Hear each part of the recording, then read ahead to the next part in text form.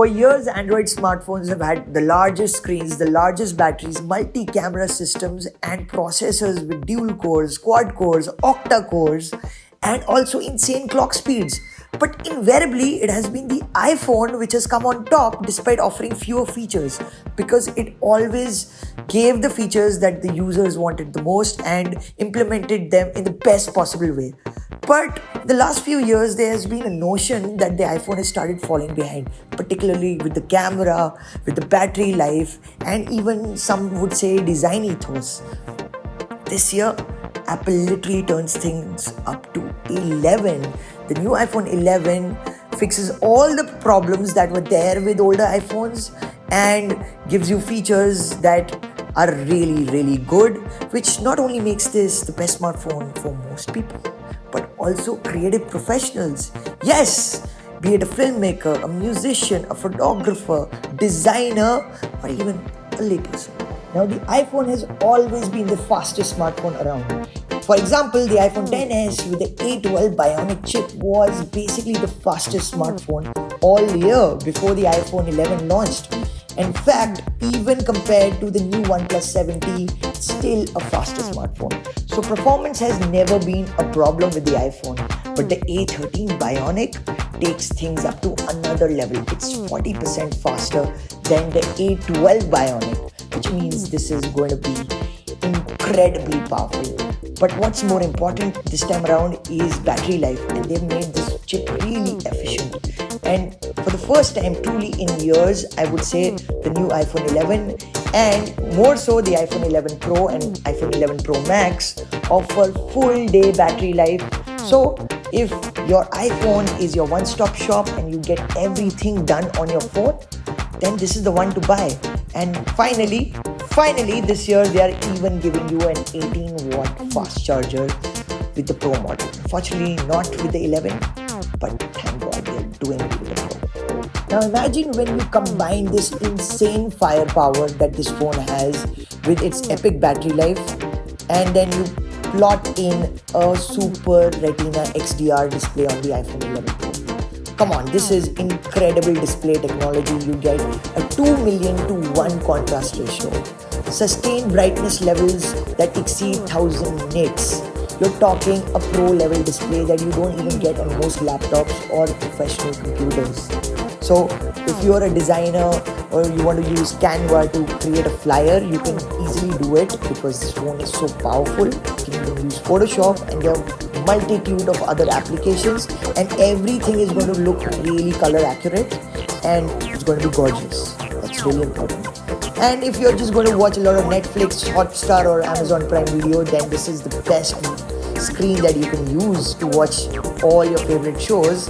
And the cherry on top is that now this phone has spatial audio with Dolby Atmos, so it sounds really, really good and immersive. Gaming was never a problem for the iPhone. It was always graphically the best gaming smartphone out there.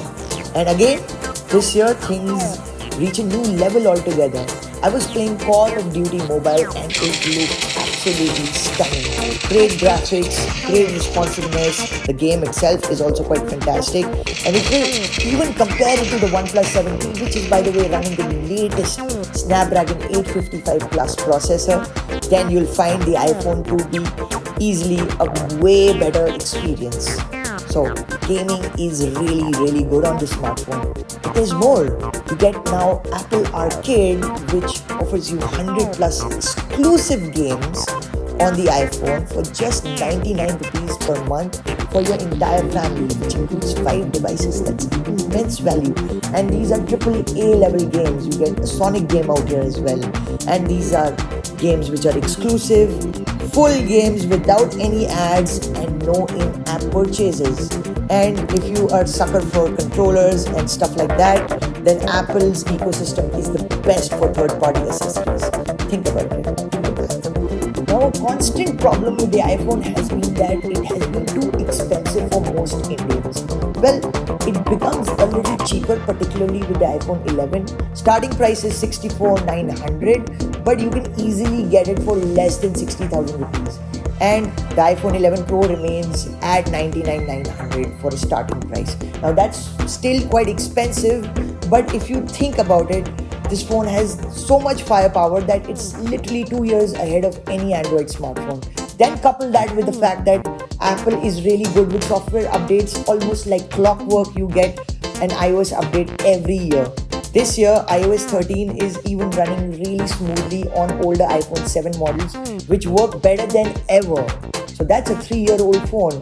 So if you kind of consider the price of an iPhone and the cost of ownership, considering that you are probably not going to change your iPhone for 3 years, then it kind of whittles down the entry point to an iPhone 11 to just 20,000 rupees a year, which is not that much if you kind of consider some of the more expensive Android smartphones in the market, which will easily die out on you in 2 years.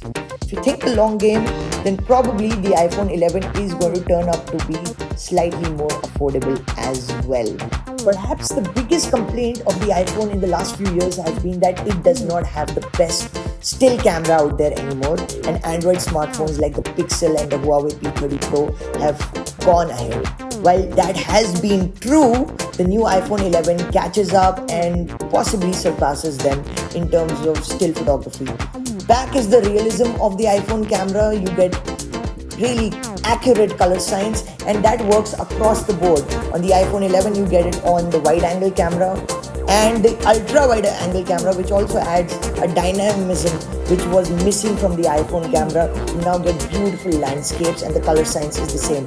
And on the Pro model, you also get a telephoto lens which also works on portrait mode apart from offering an optical zoom. Now that's great. Portrait mode has been sorted. General photography has been vastly improved. Smart HDR has been entering its second generation, and now finally there is a new night mode which is actually better than the night side on the Pixel and the night mode on the P30 Pro. It provides sharper and more real looking nighttime photos, which is really important, and it works in a super smart way because it fires automatically.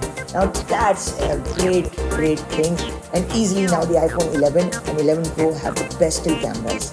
But when you think about video, the iPhone has always been the king of video on smartphones. That's possibly because Apple has invested in video more than still photography.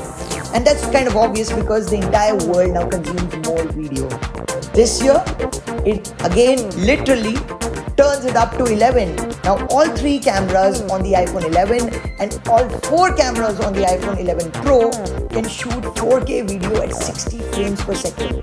And the switching is very seamless, stabilization is great, and at the same time the color science is incredibly equal between all the cameras, which is really important. They've also added a new feature in iOS 13 which allows developers of apps like Filmmaker Pro to add a capability where you can fire 2 cameras at the same time and give you 2 different perspectives. Now if you're a filmmaker, that feature is godsend, and if you're a blogger or a journalist like me, you can have the selfie camera for a PTC, and you can have the other subject on the other side for another dual-sided PTC, giving you a full view for vlogging, which is again an incredible feature.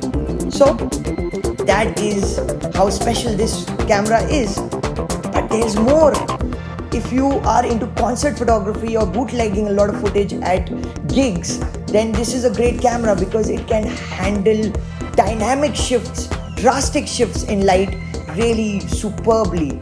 Last week I was at a gig with this techno DJ called Arjun Wagle, and there were these hypnotic strobe lights, and automatically this phone was able to manage the colors really well.